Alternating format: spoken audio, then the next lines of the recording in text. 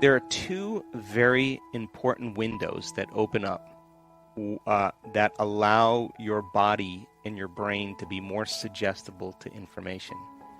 And that is when you wake up in the morning, your brain waves go from very slow delta to theta to alpha to beta.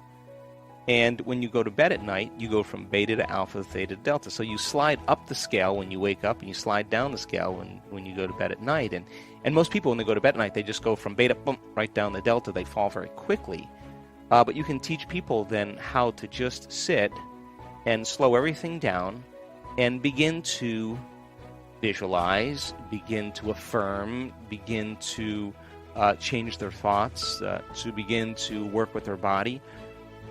When they wake up in the morning, when they go to bed at night. And it seems, according to our research, that those changes can last for hours. A person feels better. They don't feel as stressed. They don't feel as imbalanced. They don't feel as incoherent. They're not worrying as much. They're not obsessing as much. They're not over-focused about something as much. Those are beautiful windows when we wake up in the morning and when we go to bed at night. So what do most people do when they wake up in the morning? Your brain is a record of the past. It's an artifact, a memory bank of everything you've learned and experienced to this moment. So people wake up in the morning and they start thinking about their problems. Mm-hmm. And those problems are memories in the brain that are connected to certain people and certain things at certain times and places. So they wake up in the morning and they start thinking in the past. Now, the moment they start having those thoughts, every one of those experiences has an emotion associated with it. So when they start thinking about their problems or the problems of the world or the problems of their body or whatever it is, problems at work, they all of a sudden start to feel the correlated emotion. So now their body's in the past. So now people then get caught up in an emotion. They reaffirm their identity. They could wake up in the morning and feel nothing at all. And then all of a sudden they say, well, wait a second, I got to get back to myself. So they start thinking about their problems, and here come the emotions. And they say, oh, now I feel like me again. Mm-hmm. So those emotions then begin to influence our thoughts. Like if you feel like a failure, you're going to think you're a failure. And when you think you're a failure, you're going to feel like a failure. And when you feel like a failure, you're going to think more thoughts equal to being a failure. And the cycle of thinking and feeling and feeling and thinking causes you to say, I am a failure. And, well, you become one. That's your state of being. And the repetition of that process of thinking and feeling and feeling and thinking conditions the body to become the mind of that emotion. Now the emotion is stored in the body. Now the body's literally in the past. Mm-hmm. And the body, as the unconscious mind, doesn't know the difference between the actual experience that's creating the emotion and the emotion that you're creating by thought alone. Your body's believing it's in the same experience 24 hours a day, 7 days a week, 365 days a year. The body is still living in that past experience. So then getting people out of the past is the work. So then they wake up in the morning after they reaffirm who they are and they can't think greater than how they feel, they're in the familiar past. So if you're in the familiar past, you're going to do the things that reaffirm the emotions of your predictable future. So you wake up in the morning, you check your WhatsApp, you check your text, you mm-hmm. check your Twitter, you tweet, you check your Facebook, you check your email, you check the news, you check your other email. Now you are really connected to everything that's known in your life. And then you run through a series of routine behaviors. You move around your house the same way you always do. You do all the same things. You go to the same grocery store. You buy the same food. You shop the same way. You do all these. You watch the same TV shows. And people do this and for 10, 20, 30 years. Now, their body's on autopilot. And their body's dragging them into a predictable future based on what they did in the past. We could actually take their yesterday and lift it up and set it on their tomorrow, which means then they've lost their free will to a program.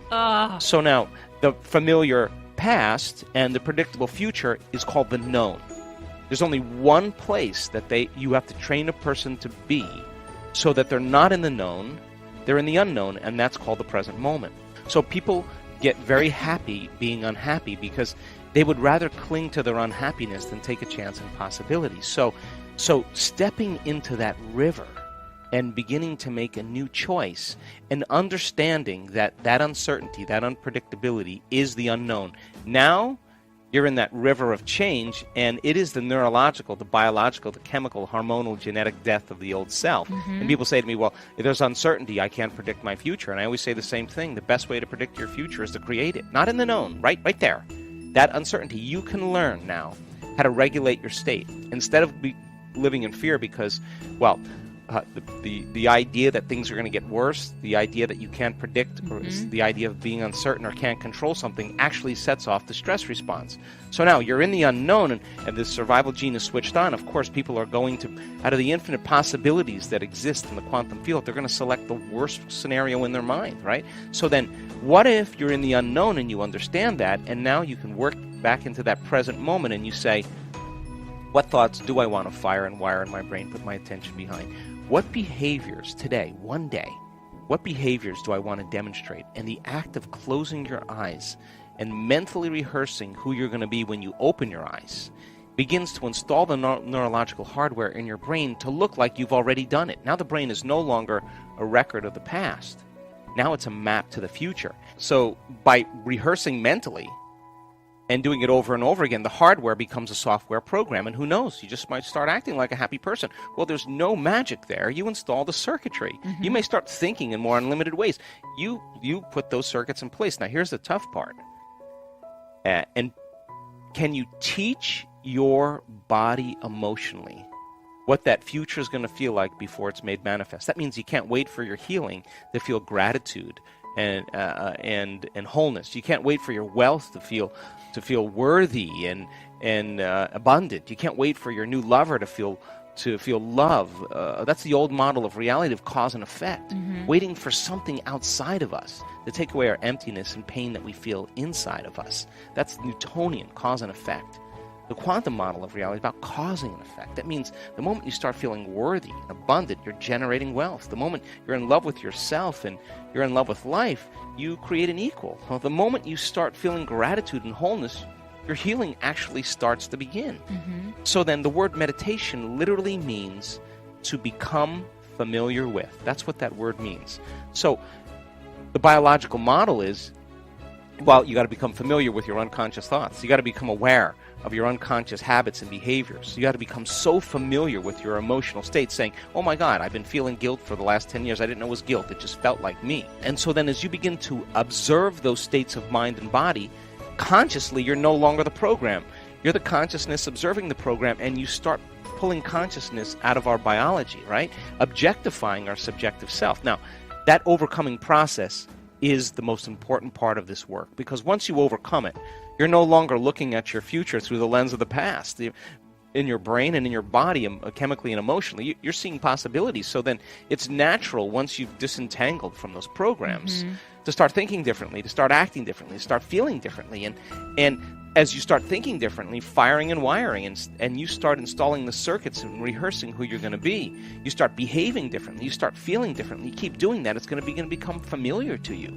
And over time, as you overcome those aspects of yourself, you're actually becoming somebody else. There's a becoming process that begins to take place, and some people do it very quickly.